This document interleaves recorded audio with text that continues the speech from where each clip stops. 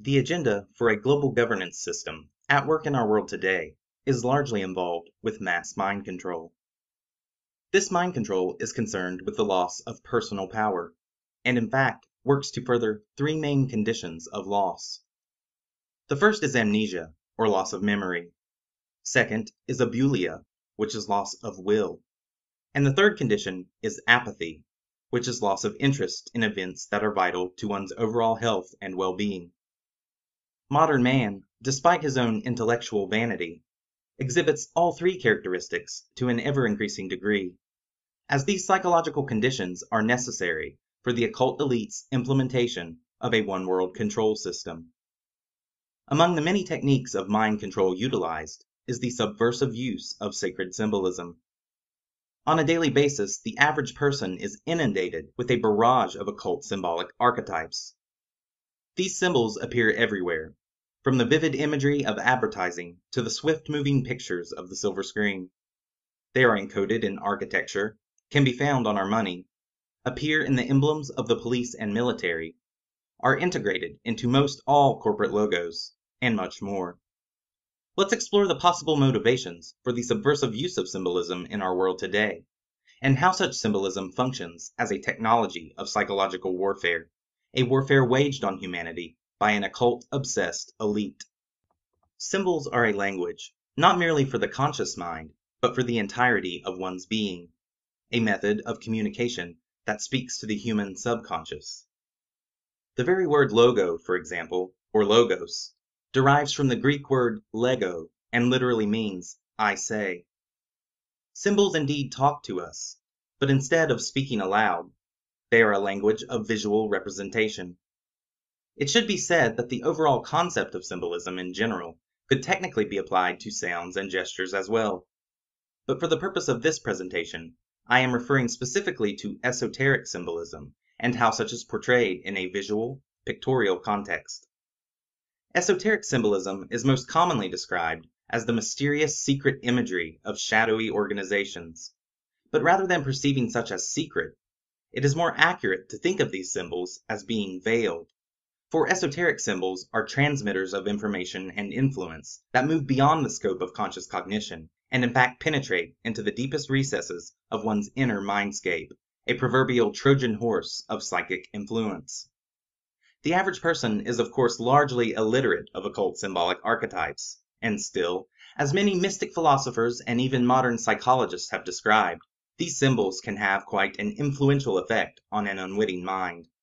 Used subversively, this symbolism becomes an insidious cryptic language, specifically designed to stimulate the lower human appetites, encourage our more destructive and compulsive urges, and activate a host of other inharmonious drives that conflict with an individual's higher conscious nature. Constant exposure to this subliminal persuasion reinforces their effect, and ultimately arrests the spiritual development within individuals, and in turn stifles the evolution of spirit on a species-wide level as well. Archetypal transference is an idea that points to the existence of race memories that are embedded within each of us, past ancestral connections with certain symbolic archetypes that were perhaps once sacred to us, the subject of our worship, or even representative of past oppressive forces of which we lived in fear. And these symbols speak to, or hold a kind of energetic resonance with our unconscious mind. Thus, we are subconsciously drawn to them, which particularly makes sense in an advertising context, a reasoning for why certain products and services employ specific symbolic motifs that are subconscious resonators with a desired feeling or state of mind. This could be leveraged to make those goods or services more appealing. The very act of relating our once sacred archetypes with the bland artificiality of modern products, or the unnatural motivations of psychopathic corporations, serves to undermine that which we traditionally upheld as spiritually important, and widens the schism between modern man and his true esoteric roots. Symbols that once communicated deep wisdom and profound spiritual truth are now associated with mindless consumerism and abysmal authoritarian corruption. Man is being disconnected from his past, and symbolism is being used to further his ancestral amnesia. The ruling class possess knowledge of humanity's true history, knowledge that is sequestered and or perverted to hide certain narratives and uphold others. And it is quite feasible that they could evoke deep-seated ancestral emotions within us and manipulate those emotions with specific symbolic archetypes of historic significance. By choosing symbolic motifs that were once associated with the domineering practices of a past powerful authority, the elite could employ the same basic archetypes to bolster their own authoritarian projections. Symbols do not necessarily require a historic context to resonate with the subconscious. In the ages-old practice of dark sorcery, or its modern incarnation, often called chaos magic, sigils are utilized. A sigil is a pictorial representation of a magician's desired outcome, a symbol that has been mystically charged with the willful intent of the creator of that symbol. It is possible that specific intentions could be used by the occult elite to willfully charge a symbol with a specific resonance, one that energetically is a type of fear inducer, an intimidating authority, or even a demonic or malevolent force of which a sigil collectively represented, whereby the inner power of the symbol viewer is compromised due to their own subconscious resonance with it. And this could be done to uphold and reinforce the influence of external authority, that dominating power force that is emblematic of the occult ruling class, in a manufactured abulia that manifests collectively as the control system we see today. This would be a type of visual incantation or spell that is cast pictorially to reinforce the matrix of the mainstream paradigm, having a possible hypnotic effect on the minds of the unaware masses and further binding them to the consensus construct. In these ways, both archetypal transference and black magic sorcery via the occult practice of sigil making aids, or is at least believed by the occult elite to aid, in the science of building paradigms. The ever-increasing pervasive presence of symbols in our world, and how they overwhelmingly pollute the mainstream, shows that symbols are, at the very least, a technology in a wide-ranging arsenal of technologies that are being utilized in the art of mass mind control. It has additionally been suggested that this symbolism is an ego-driven facet of megalomania, whereby the elite fulfill a predatory need to proclaim their dominance, both to each other and the subconscious mindscapes of the masses, in a kind of intimidation tactic via the symbolic branding of everything they do, a method of psychological warfare that can be seen as a type of mockery of their victims. This predatory urge to mock the masses, whom the elite view as inferior, can easily be illustrated, especially when one understands that many symbolic presentations often secretly represent the exact opposite of the consensus perception of a particular symbol's meaning. An excellent example of this can be seen in the symbolic arrangement of the hammer and sickle on the flag of the former Soviet Union. It is commonly understood that the hammer and sickle represent the tools of the working class, a union of urban industry and rural agriculture that together form the idea of a unified working-class utopia, a system whereby, in theory, everyone provides for and is accommodated equally by the galvanized societal whole. But understanding the occult meaning behind this image, a meaning that long predates the Soviet Union, provides a completely different picture. The sickle is the tool of Saturn, or Kronos, the demiurge, whereby his sickle was used to sever and divide the unity of earth and heaven, in a detaching of the earthly realm from the realm of the divine. The demiurge Saturn is the architect of the material world, but importantly, only after its separation from the divine. Saturn rules, much as the elite aspire, over the vibratory matter of the material world. The occult elite's obsession with erecting the colossal edifices of civilization, their practicing of stonemasonry and the principles of its philosophy, and their obsession for molding and controlling all of the material world, is carried out in the spirit of adoration for and emulation of the grand architect Saturn. The hammer is the obliterator of matter, the final act of chaotic destruction to then usher in their new order. It is the instrument that deals the death blow to the last remnants of divine will within human beings, in a process by which man devolves or descends further into a post-human world, one seized in total by a tyrannical ruling class, the indefinite overseers of a newly ordered material realm. And so notice the official meaning of the flag is that of a unified utopia, whereas the occult meaning is that of a divided dystopia, the exact opposite of meanings. Considered in this light, it is difficult to see such as anything other than a macabre mockery of the symbol-illiterate masses, and a tactic of psychological warfare. In considering the vast amounts of manufactured amnesia, abulia, and apathy within the general populace, a mass hypnosis and conditioning is definitely at work in our world, and symbols have indeed played some part in this. But their true purpose extends beyond the realm of directed psychological warfare, and in fact enters the realm of manufactured consent. A consent harvested by the deliberate revealing of the occult elite's method. Often overlooked by the alternative media, revelation of the method is an occult philosophical concept by which the elite deliberately reveal their presence and workings in the world today in order to insulate themselves from the consequences of universal law. To understand revelation of the method and how it is in part fulfilled via subversive symbolism, one must first understand how a knowledge differential between the elite and the masses leads to a vast power differential. The elite are able to tailor the framework of the mainstream paradigm so as to adequately control the minds of the masses by sequestering esoteric knowledge regarding the workings of human consciousness, particularly how human consciousness is interrelated with the natural laws of the universe. Such information is known to the elite, and they operate accordingly, while at the same time strategically encouraging limited, untruthful, and disempowering information for public consumption. This knowledge gap allows them to utilize the laws of nature for their own advantage. They know how natural law operates, that it is immutable and always in effect. And so it is nature's law that every holistically intelligent being possesses freedom of will, the freedom to choose what to do or what not to do with their behavior. However, every such being is also subject to the consequences of those behaviors.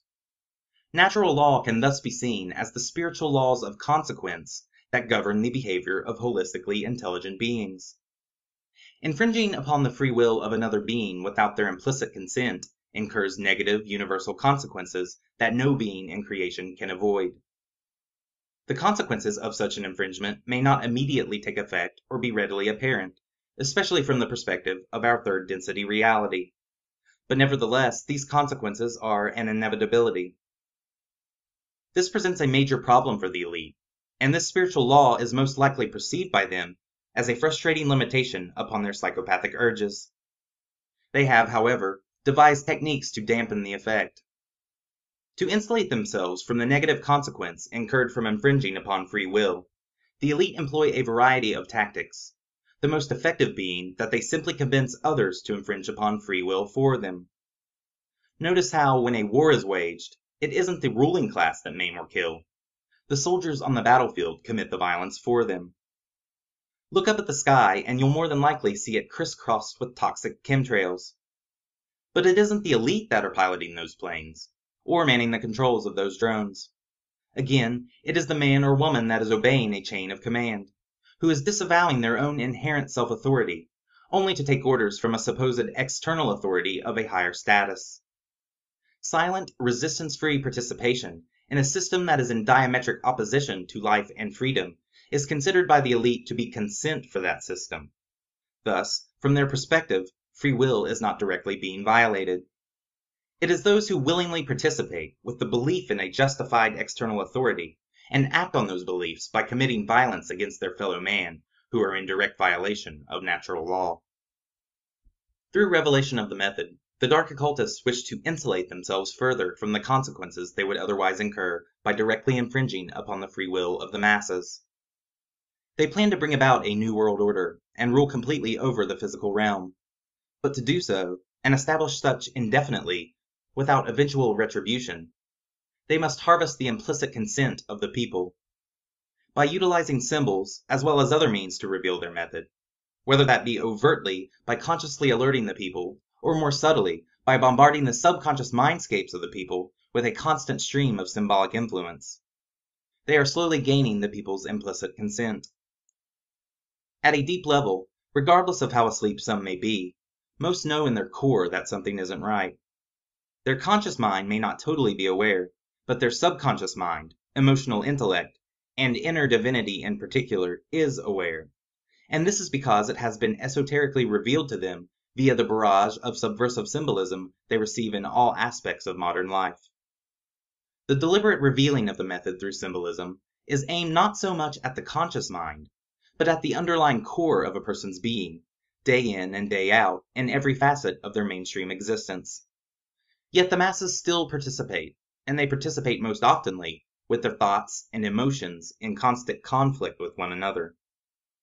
Internally, the average person feels the inherent wrongness, the inherent artificiality of mainstream living. Yet consciously, their programmed mind has been conditioned to accept and submit, to believe what they are told is true, instead of generating their own thoughts and acting from a place of truth. Abulia, loss of will, is the result of this. When one's thoughts and emotions are constantly in conflict with one another, they consent by inaction and non-objection. They refuse to act on their own behalf and instead uphold the ideas and principles of others. Only when one's thoughts and emotions work in conjunction with one another can they take true action.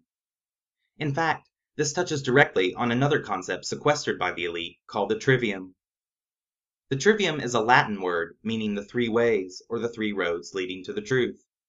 It is a method of critical thinking. It has been described in many ways, one way being the harmonious interplay of thoughts, emotions, and actions. Through such things as educational programming, psychological operations, mass rituals, and propaganda, as well as subversive symbolism and other types of social engineering, the conflict experienced between the average person's thoughts and emotions make it impossible to take unified, harmonious action. And such inaction in the face of tyranny is considered by the elite to be as good as consent. Let's take a look at a specific example of symbolism in this context, and how it is used to reveal the New World Order agenda. With this example in particular, we will see that the symbolic transmission isn't merely subliminal, but speaks to the conscious mind as well. For in this case, the symbolism chosen utilizes a commonly known Christian motif, and was intended to be seen by those who could have easily been familiar with it. The Council on Foreign Relations is an organization started in the early 20th century to bring America into the realm of world government. It is a globalist think tank, the American arm of the Royal Institute for International Affairs, and a major tool in the elite's arsenal for bringing about a one-world government.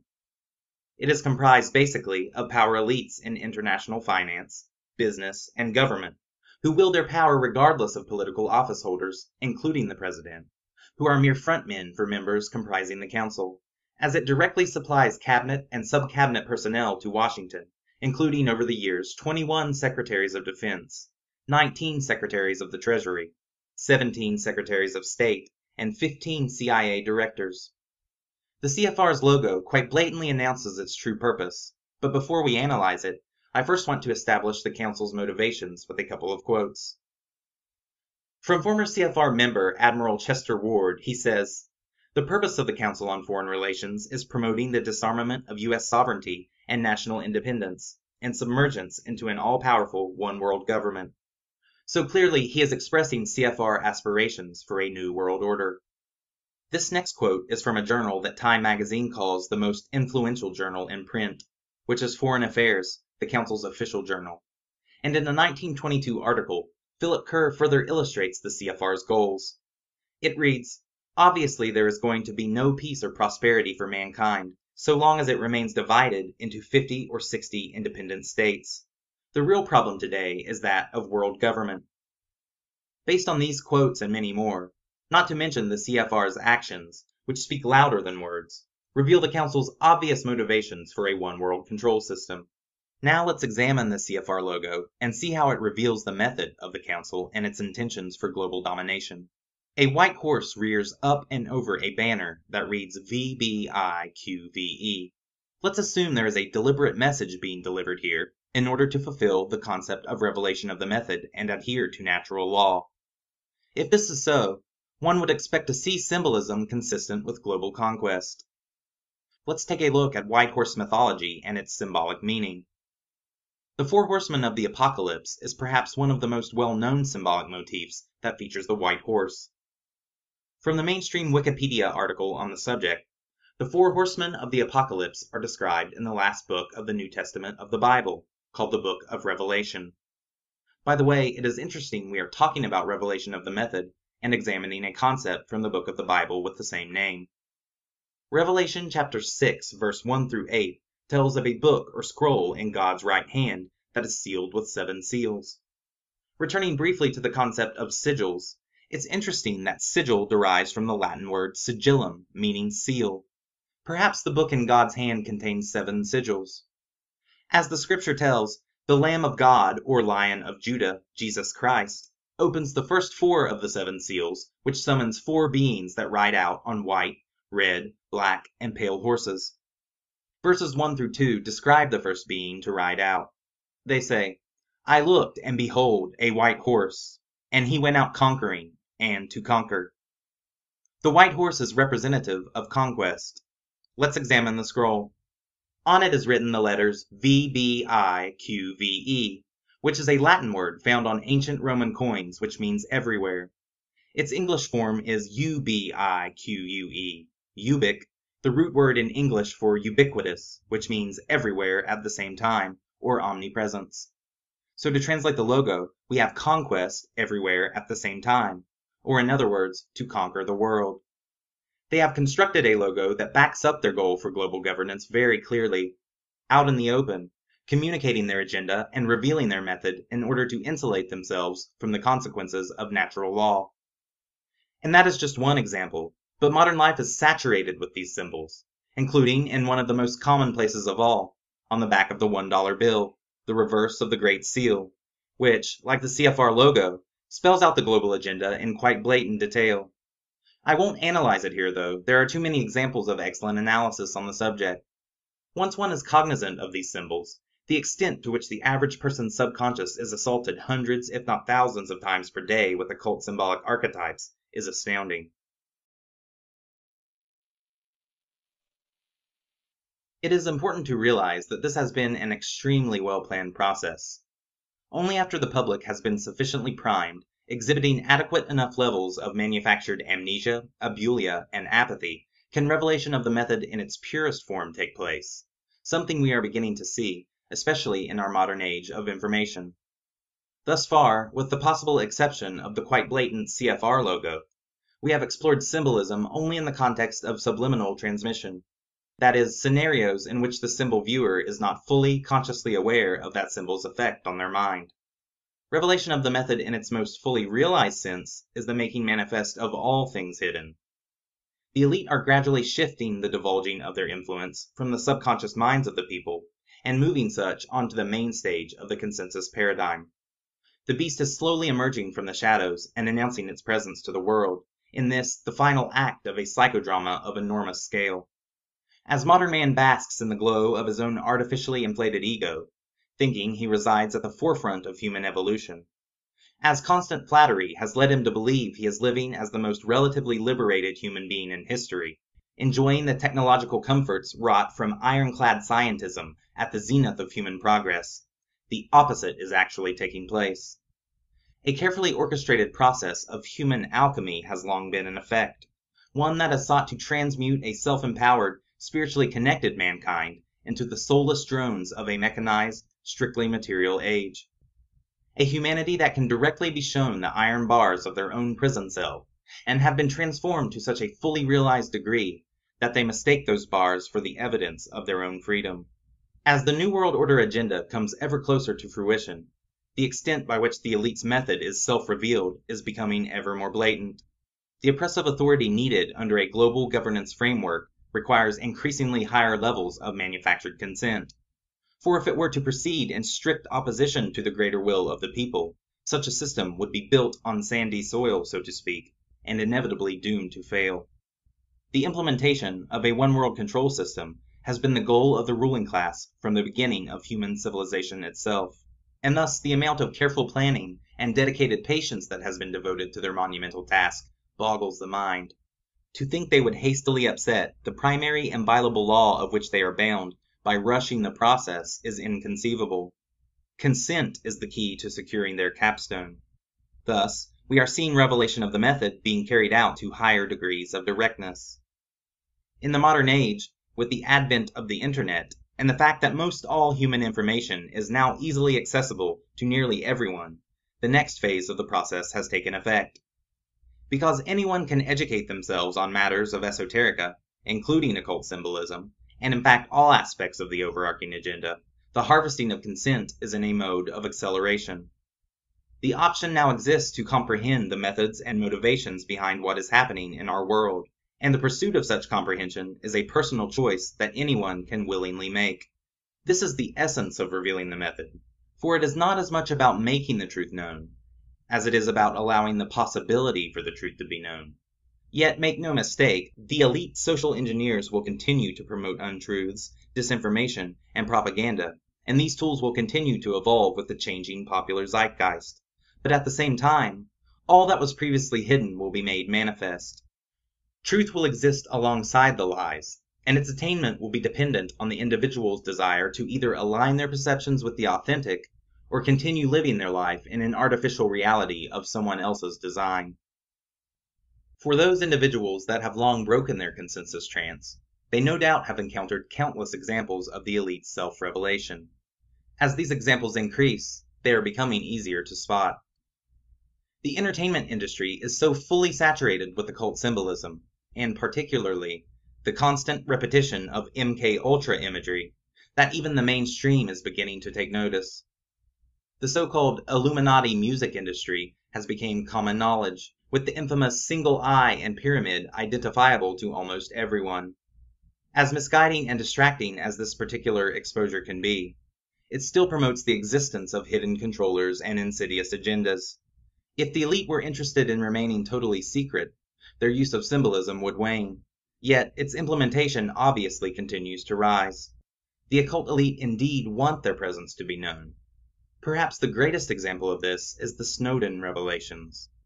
The character known as Edward Snowden may himself be a crafted deception, but the information he is bringing to light is serving to incrementally introduce the masses to the fact that they are living in a surveillance state. This is no accident, and certainly no breach of lax security, but is instead another deliberate reveal, and was in fact orchestrated for a variety of reasons. People behave differently when they know they are being watched. They censor their actions, their words, and even their thoughts. They behave with constant mindfulness of external authority.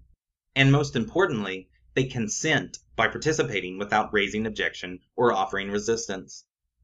With such apathetic acceptance to such obvious tyranny, these revelations will undoubtedly continue to occur. The sheer boldness already exhibited by the architects of civilization is astounding, as they are so fully confident in their grip on society that they will outwardly announce their presence and aspirations, and remain certain that an entranced humanity will either reject such notions as ridiculous conspiracy, or, if they do happen to accept it, will lack the means, integrity, and willpower to overcome their plight. Esoteric symbolism is indeed a tool for controlling minds and manufacturing consent. However, these symbols can most certainly be reclaimed and used for the upliftment of humanity as well. Once cognizant of the subversion, one can immunize themselves from the negative symbolic influence by willfully refusing to associate these sacred symbols with perversions like artificiality and authority, and instead embrace the true spiritual gnosis that is esoterically encoded within them. Instilled amnesia can be healed by reconnecting with one's true esoteric roots, honoring past ancestors, celebrating cultural tradition, and refusing to let these vastly important ideas and practices be forgotten. The immense spiritual insights and universal wisdom of our ancestors is far too precious and important to lose touch with. Sacred symbols contain the seeds of this knowledge, and by making oneself symbol literate, one can help unlock these truths within themselves. The sequestered knowledge of human consciousness, its interrelation with the movement of the heavens, and the consequential principles of creative will were, after all, stolen from our truly enlightened ancestors, the mystics and sages of the ancient world. Therefore, living as honorable human beings, such knowledge is our birthright to reclaim. The so-called elite's misguided use of this wisdom, and their attempts to reconstitute it for their own advantage, is a perversion of the natural order in itself, and thus will ultimately result in failure. They may have temporarily skirted the consequences of their nefarious behavior by largely avoiding direct infringement upon free will, but their method contains a fatal flaw nonetheless, in that such dishonest, harmful subversion is still an indirect violation of the laws of creation. Although such malevolent sorcery is perhaps not initially consequential in the physical realm, such gross violations of morality must be accounted for in the spiritual realm, in the true reality that envelops and permeates the facade of matter. The predatory class may have accrued vast material resources and enjoyed worldly success, but true wealth is measured in spirit, love, and light. Perhaps the more appropriate emotion to feel then, in regards to the occult elite, is most certainly not fear or even anger, but pity, for their spiritual journey and return to Source has been halted, as they have trapped themselves in the lower realms of consciousness, with no real sign of progress in sight. What's more, their current dominance of the material world is primed to end as well. The wisdom of our ancestors tells us that this age of great forgetting gives way to a future era of light and peace. To usher in such times, however, we must not fall prey to the crude tactics of manufactured consent and mental control waged against us. What we must do is continue to better understand the methods and motivations of evil that operates in this world, and summon the will within us to say no to it, to not give away our consent, but to trust and follow our own moral compass, and to exercise the birthright of every human being on this planet, to live, to grow, and to thrive, each as free and unique expressions of the life-giving force within us all.